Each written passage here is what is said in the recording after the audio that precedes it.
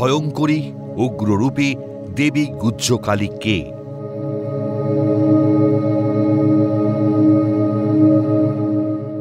সৃষ্টির অনাদি অনন্তকালকে সুশৃঙ্খলভাবে ধারণ করে যিনি পরিচালনা করেন তিনি হলেন মহামায়া।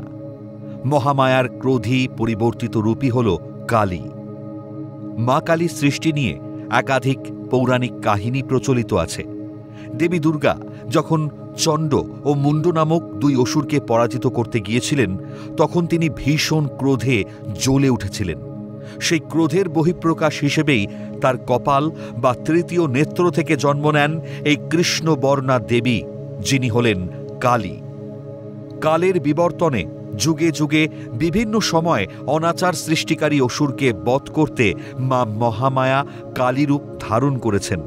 যেমন দক্ষিণা কালী, কৃষ্ণকালী, সিদ্ধকালী, গুহ্যকালী, শ্রীকালী, ভদ্রকালী, চামুণ্ডা কালী, শ্মশানকালী, মহাকালী, আদ্যাকালী। আজ আলোচনা করব মা গুহ্যকালীকে নিয়ে।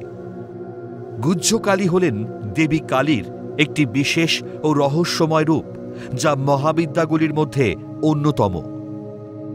এই রূপটি সাধারণত অত্যন্ত গোপনীয় বা গুহ্য অবস্থায় থাকে এবং এটি কালীর উগ্র ও ভয়ঙ্কর রূপকে প্রকাশ করে। গুহ্যকালীর আরাধনা কালীর অন্যান্য রূপ যেমন শ্মশানকালী বা দক্ষিণ কালীর থেকে আলাদা এবং এটি সাধকের নির্দিষ্ট বিশেষ চাহিদা পূরণের জন্য করা হয়।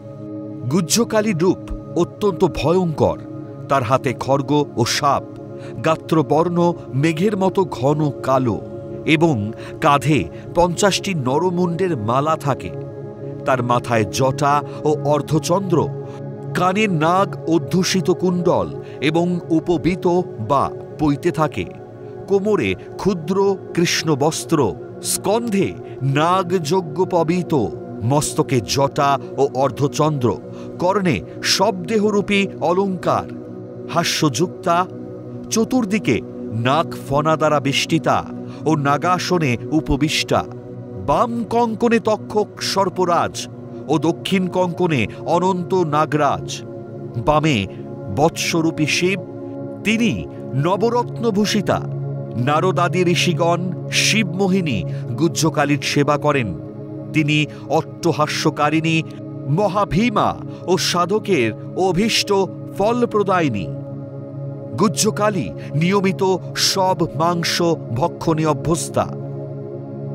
গুহ্যকালীর পূজা একটি গুহ্য বা গোপনীয় আরাধনা পদ্ধতি অনুসরণ করে, যা মহাকাল সংহিতা অনুসারে বর্ণিত। গুহ্যকালী সাধকের মনোবাঞ্ছা পূরণ করেন বলে বিশ্বাস করা হয় এবং তার আরাধনা বিশেষত তন্ত্রের সাথে সম্পর্কিত।